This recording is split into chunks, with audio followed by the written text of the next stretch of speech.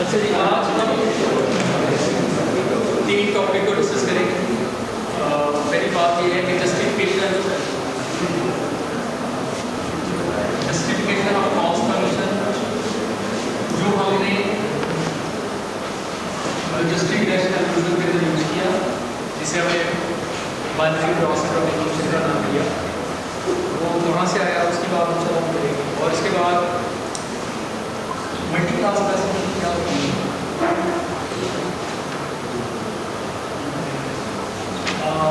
और multi class classification के लिए हम कैसे लीनियर रजिस्ट्रिक रैशनल एल्गोरिथम को यूज करके मल्टी क्लास क्लासिफिकेशन की प्रॉब्लम को सॉल्व कर सकते हैं।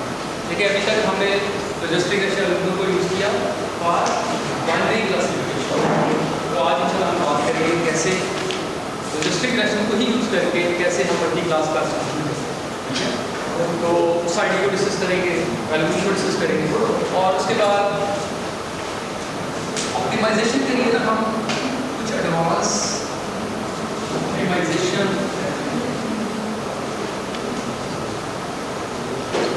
एल्गोरिथम की बात करेंगे। अभी तक हमने डिस्कस की है ग्रेडिएंट डिसेंट, तो सवाल ये है क्या ग्रेडिएंट डिसेंट के अलावा भी कोई एल्गोरिथम है जिसे हम ऑप्टिमाइजेशन के लिए यूज कर सकते हैं, और जो हमें जल्दी से जो है वो पैरामीटर फाइंड करके दे। उसका आंसर है हाँ जी।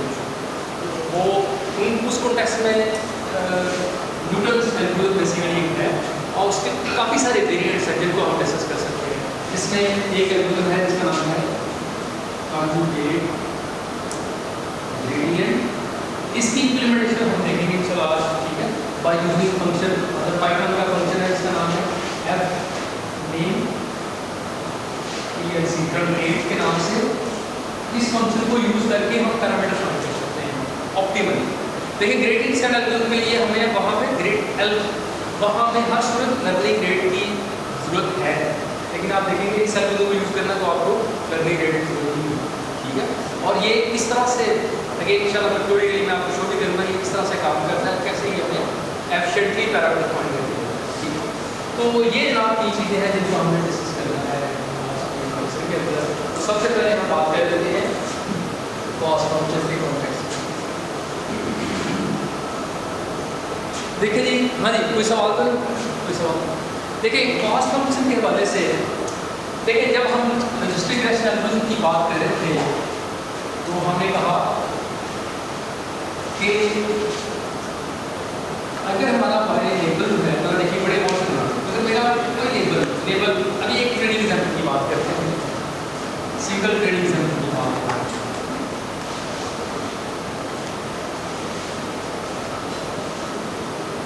अगर मेरा लेबल 1 है तो हमारी क्या ख्वाहिश है, हमारा गोल क्या है कि प्रेडिक्शन क्या होनी चाहिए, प्रेडिक्शन क्या होना चाहिए जी, प्रेडिक्शन है वो 3 होनी चाहिए, इसलिए ऐसे बिल्कुल इसी तरह से अगर हमारा लेबल बड़ी फोर्स से लेबल की वैल्यू है 0, प्रेडिक्शन क्या होना चाहिए? अच्छा, मैं इसको थोड़ा सा प्लीज मैं इसको थोड़ा सा और एक्सटेंड करूंगा। दिस इज इक्वल टू वगैरह, ये क्या है फंक्शन, क्या प्रेडिक्ट करता है बेसिकली? प्रोबेबिलिटीज, कॉन्फिडेंस, ये बात की ना, चांस, ठीक है। तो उसको हमने ऐसे करके this is give us a probability that y is equal to 1 for given x। ये फंक्शन बेसिकली एक पैरामीटराइज्ड बात है, किन पैरामीटर में जो आपने इन पैरामीटर को यूज करते हुए, और जो गिवन एग्जांपल है वैल्यू क्या आनी चाहिए, ठीक है। ये हमें बताएगा जो आपने गिवन इनपुट दी है उसकी कितनी प्रोबेबिलिटी है कि वो क्लास 1 से बिलोंग, ये हमें आउटपुट बेसिकली है, सही है। तो हम इस वाले केस के अंदर चाहते हैं जब y1 है तो ऐसे पैरामीटर सेट में हो, ऐसे w और b सेट में हो कि आप कोई इनपुट दें तो आउटपुट जो है ना, प्रोबेबिलिटी की जो वैल्यू है ना, वो p बाय किसके, बस में नहीं, ठीक है।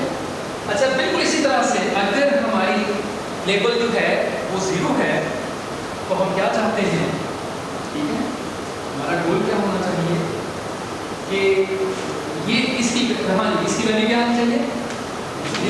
हाँ देखिए जी, क्या आना चाहिए? प्रेडिक्शन क्या होना चाहिए?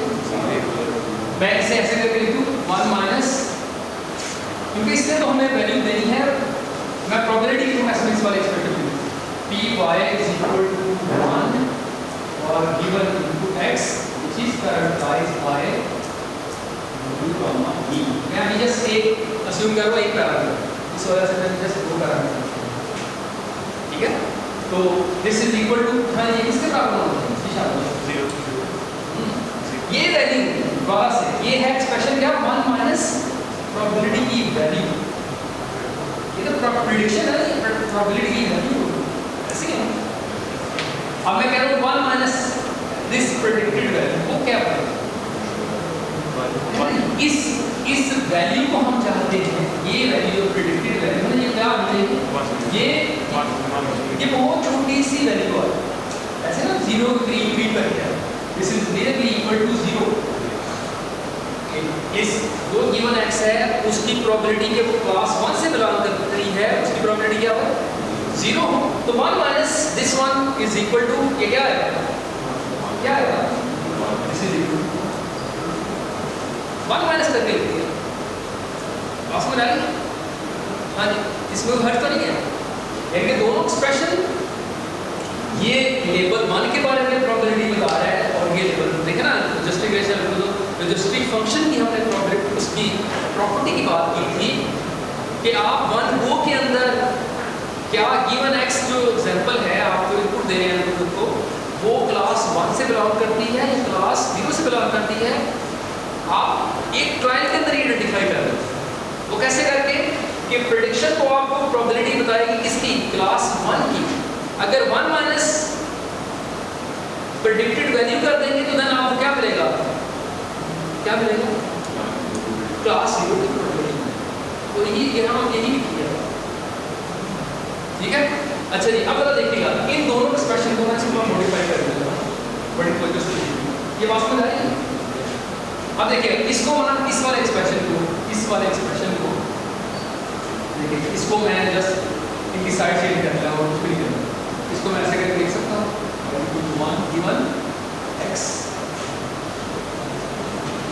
which is parameterized by w and v, ठीक है? यानी आपने w और v ऐसे सिलेक्ट करने हैं कि जिसकी बुनियाद पे जो प्रोबेबिलिटी की वैल्यू हो क्या है? दे आर इक्वल टू 1, सही है? इसको मैंने कह दिया बस, जस्ट इसको आगे पीछे मूव करते हैं। इसी तरह से इस वाले एक्सप्रेशन को मैं ऐसे लिखूं probability y is equal to 1 given x, और अगेन आपने ऐसे पैरामीटर सेलेक्ट करने हैं, एक डिसीजन बाउंड्री ऐसे फिट करनी है कि जो पॉजिटिव और नेगेटिव क्लास को अलग अलग है, सही है? ये w यही कर रहे हैं, w और v क्या कर रहे हैं? डिसीजन बाउंड्री को फाइंड कर रहे हैं।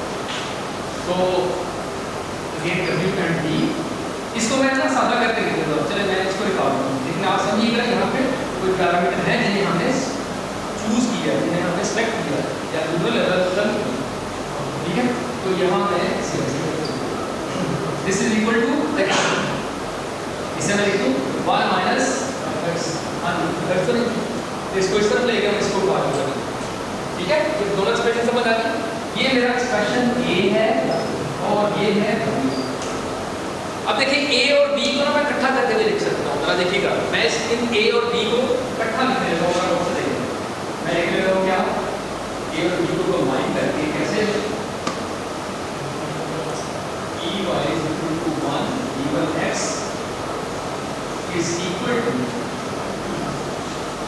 g is equal to fx e power y multiplied by 1 minus fx e power 1 minus, ठीक है? अच्छा, मैंने यहाँ पे ना खुद से इसके ऊपर आई नहीं लिखा, assume कीजिएगा कि एक ट्रेनिंग एग्जांपल की मैं बात कर रहा हूँ, चाहे वो इसके ऊपर आई लिख रहे हैं या ना लिख रहे हैं, कभी मैं एक ट्रेनिंग, हाँ जी, क्या मैं इन दोनों ऑप्शन को a और b को इस फॉर्म के अंदर लिखूं तो क्या ये दोनों को रिप्रेजेंट करती है? क्या था दिशा बताएंगे? लिखा जस्ट हम ना सिंप्लीफाइड करके लिखना चाह रहे हैं, 2 क्वेश्चन से एक बनाना चाह रहे हो कुछ भी। देखिए जरा दोबारा से सवाल और से देखिए, ये वाली ये जो क्वेश्चन ए है ये कैसे आई थी जब लेबल y = 1 ऐसे ही है ना। अब देखिए जरा मैं y = y i = 1 इसका अगर प्रूव करूं तो ये एक्सप्रेशन क्या बन जाएगा, ये वाला xi मान क्या बन जाएगा, fx की पावर मान क्या होगी 1 मल्टीप्लाई बाय 1 माइनस fx की पावर 1 माइनस, तो ये एक्सप्रेशन क्या होगा, ये क्या होगा 1 माइनस x की i की पावर 0, ये ओवरऑल क्या बन गया, हाँ ये है 0, ओवरऑल क्या बन गया 1, a की पावर 0 या y की पावर 0 मतलब 1, हाँ जी ये वाला एक्सप्रेशन है, ये क्या है, ये क्या बन गया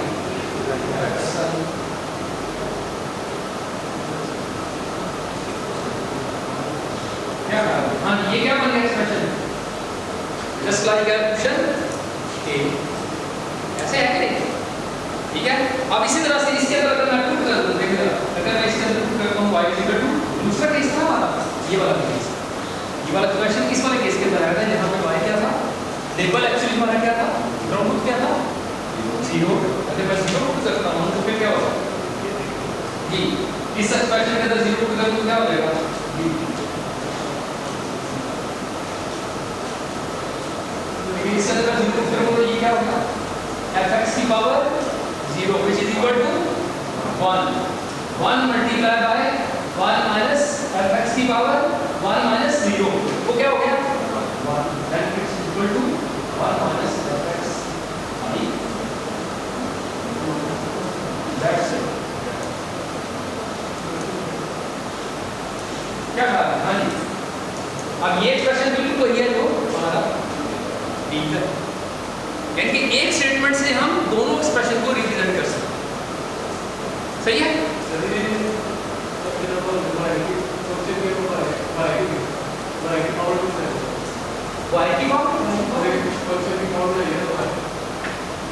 अच्छा बेसिकली ना ये एक्सप्रेशन है बर्नौली बाइनोमियल बर्नौली डिस्ट्रीब्यूशन, शायद आपने स्टैट के अंदर पढ़ा, ठीक है। बाइनरी क्लासिफिकेशन का आइडिया मतलब जस्ट उसी फॉर्म के अंदर, मतलब बाइनरी बर्नौली डिस्ट्रीब्यूशन फॉर्म के अंदर मैंने इसे लिखा है, और मैंने आपको दिखा भी दिया कि इसका मतलब ये, अगर आपको ये पुष्कर टर्म नहीं समझ याद नहीं, आप ये a और b मेरे दो एक्सप्रेशन थे उनको मैं इकट्ठा करके लिख सकता हूँ अगर मैं इस फॉर्म के अंदर, अभी आपको समझ आती है ये मैं क्यों लिखते जा रहा हूँ, कैसे निकलता क्या है, अभी थोड़ी देर देखिए ये मेरा एक्सप्रेशन है जिसे मैं कहता हूँ, ये वाला जो मेरा एक्सप्रेशन है इसे मैं कह देता हूँ ये मेरा एक्सप्रेशन है, ये मेरी इक्वेशन है जिसे मैं कहता हूँ ये इक्वेशन क्या है a, ठीक है। अब देखिए इस इक्वेशन का जिसे मैंने कहा इक्वेशन नंबर a है, इसका मैं ले लेता हूँ लॉग, इसका मैं क्या ले लेता हूँ लॉग के बारे में शायद ये वाली टर्म आपने सुनी हो, log is strictly monotonically increasing function, ठीक है, या कोई भी फंक्शन है, कोई भी फंक्शन है मेरा, फॉर एग्जांपल ये मेरा फंक्शन है, ठीक है, ये मेरा फंक्शन है, इसे मैं कहता हूँ fx फॉर इंस्टेंस, इसमें मैं दो इंटरवल फिक्स करता हूँ, फॉर एग्जांपल ये मेरा a है और b है, ठीक है, a और b ये कोई सी दो इंटरवल है। अब यहाँ पे देखिए इस वाले ग्राफ के अंदर देखिए आप a की वैल्यू जो है ना हमेशा ग्रेटर है किससे, b की वैल्यू जो है ग्रेटर है किससे, a से। अब मैं इस वाले फंक्शन मतलब अगर मैं इस पे फंक्शन भी अप्लाई कर रहा हूँ तो स्टिल क्या होगा, f of b is still greater than f of log भी ऐसा ही फंक्शन है, जब भी आप उसे किसी एक्सप्रेशन में अप्लाई कर देते हैं तो वो उस एक्सप्रेशन के बिहेवियर को चेंज नहीं करता। क्या मतलब, अगर मैं इस एक्सप्रेशन का जरा गौर से देखिएगा, अगर मैं इस वाले एक्सप्रेशन का लॉग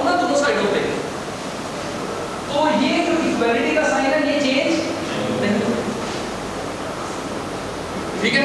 और लॉग लेने से हम अपने इस एक्सप्रेशन को ना सॉल्व कर सकते हैं इजीली। क्या मतलब, ये जो पावर की टर्म है ना ये स्टार्ट पे आ जाएगी और ये जो मल्टीप्लिकेशन है ये चेंज हो जाएगी इसके अंदर। ठीक है, फिर देखिएगा ये टर्म क्या निकलती है अगर आप उसको देख लेते हैं।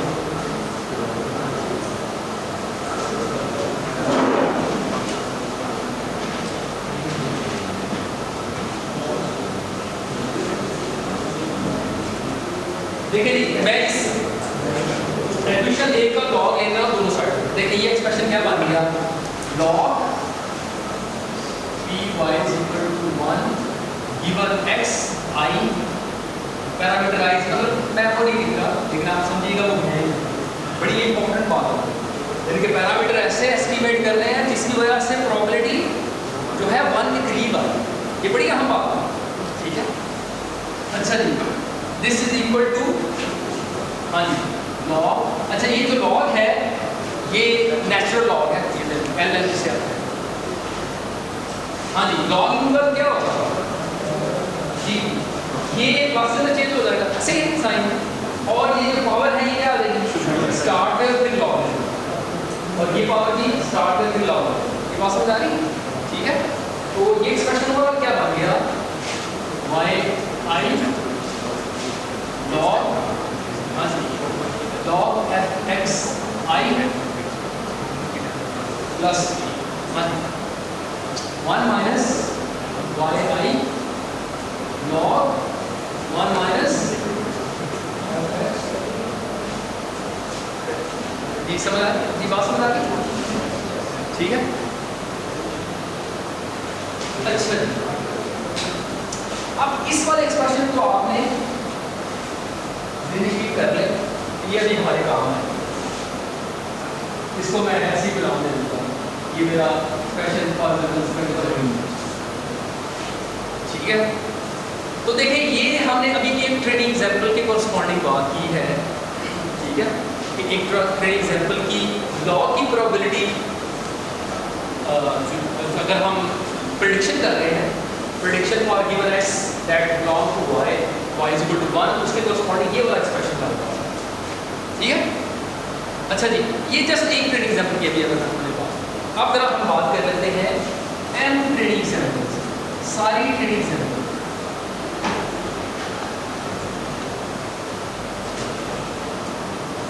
अच्छा जी, अब m ट्रेनिंग एग्जांपल क्या है, अब अगेन जरा स्टैट का एक तो रूल और उसकी बात करें कि जॉइंट प्रोबेबिलिटी है सारी ट्रेनिंग एग्जांपल की प्रेडिक्शन, ठीक है, प्रोबेबिलिटीज उनको इकट्ठा आप लिख सकते हैं, उनकी जॉइंट प्रोबेबिलिटी आप लिख सकते हैं कैसे करके कि सभी एग्जांपल की जो प्रोबेबिलिटीज है ना उनको आपस में आप मल्टीप्लाई करो।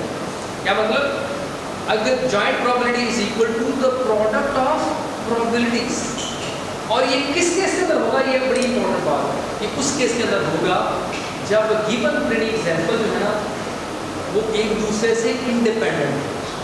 दोबारा से बात, सारी ट्रेनिंग एग्जांपल की जॉइंट प्रोबेबिलिटी को हम प्रोडक्ट ऑफ प्रोबेबिलिटी के अंदर लिख सकते हैं। कब लिख सकते हैं, जब हर ट्रेनिंग एग्जांपल जो है ना दूसरी से इंडिपेंडेंट है, ठीक है। ये एक assumption है जो स्टार्ट करें उसको कि जॉइंट प्रोबेबिलिटी को प्रोडक्ट ऑफ प्रोबेबिलिटी के अंदर आप कैसे लिख सकते हैं कि जब हर ट्रेनिंग एग्जांपल दूसरे से इंडिपेंडेंट हो। इसका मतलब क्या है, इसका मतलब ये है, देखिए फॉर एग्जांपल ना हमने बाइनरी क्लासिफिकेशन करते हैं, ठीक है। क्या मतलब, ये किस वाले केस के अंदर कि मेरे पास ये इमेज है, ये बताया एल्गोरिथम मुझे ये बताया ये कैट है या नहीं। अब देखिए आपके पास बेतहाशा कैटेगरीज हैं, बेतहाशा आपके नॉट कैटेगरीज हैं। अब जो एक कैट का इमेज है अपने से दूसरे कैट के इमेज के साथ उसका क्या रिलेशनशिप है, क्या कोई डिपेंडेंसी है, बिल्कुल भी नहीं। और इसी तरह से कोई कैट का इमेज है, कोई ऐसी एग्जांपल जो कि नॉट कैट की है, फॉर इंस्टेंस वो डॉग की इमेज है, तो डॉग के इमेज का और कैट के इमेज का आपस में रिलेशनशिप है नहीं। तो इसका मतलब है हर ट्रेनिंग एग्जांपल की जो प्रोबेबिलिटी आ रही है उन सभी का आपस में डॉट प्रोडक्ट ले लें,